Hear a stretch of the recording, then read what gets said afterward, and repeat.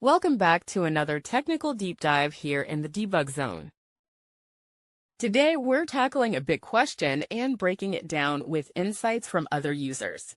Hopefully, this clears up some misconceptions and helps you get the answer you need. So, buckle up, stay a little curious, and let's jump right in.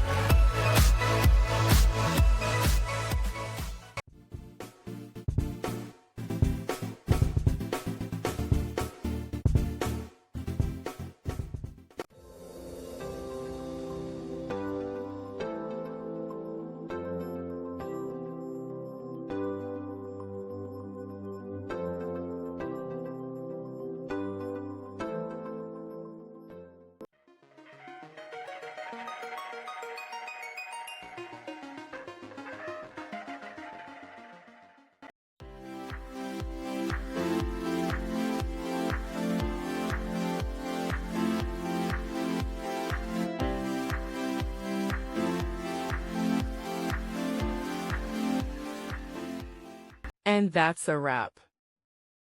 I hope you found the answer you were looking for. If you did, take a second to hit that subscribe button. It really helps out. And let me know in the comments which solution worked best for you. See you next time in the debug zone.